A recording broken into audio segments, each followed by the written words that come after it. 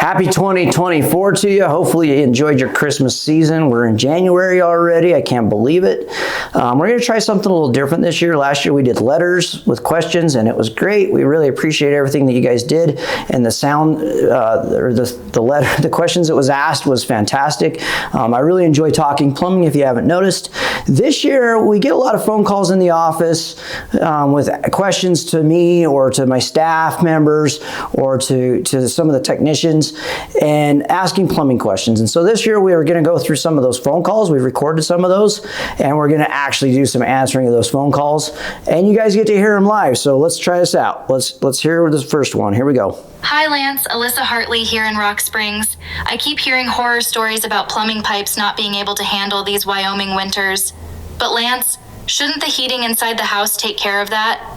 My question is this: how can homeowners make sure that their plumbing pipes avoid freezing up?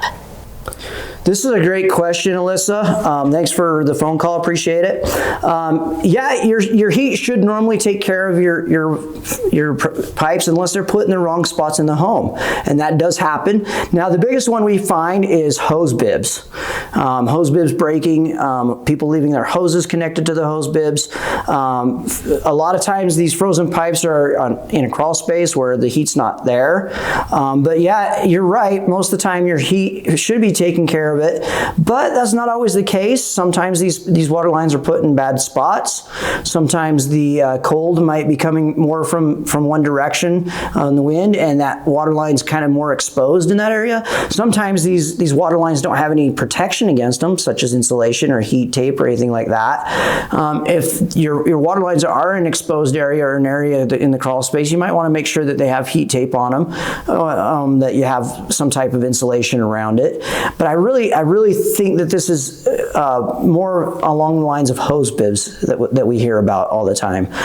We here in Aspen Mountain Plumbing, we take care of a lot of hose bibs that split during the wintertime, and a lot of it is we just don't take care of them in the fall time when it's starting to get cold. We don't disconnect those hoses.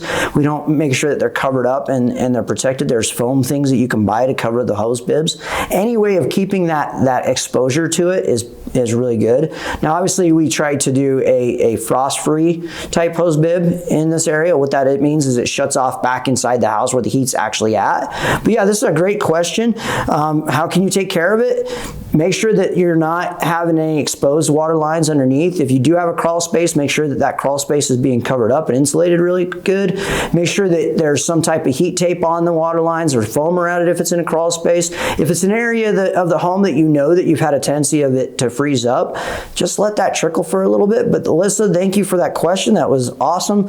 And yeah, this is a great time of year to be asking that question. So keep that in mind. If there is obviously any problems, give us a holler at 307-922-4413. I do have a special hotline we've created just for this kind of stuff where you guys ask questions. That's 307-522-1470. That's 307-522-1470. That number will take you right to a questionnaire. Try to keep our traffic there for the questions. And then we also have created a website, a link on our website. It's Aspen Mountain Plumbing, mtmplumbing.com/Ask a Plumber. If you want to ask those questions, we'll take those questions into review, and we can answer those via email or however it is. Obviously, we're here to help you as the customer out. Enjoy your January.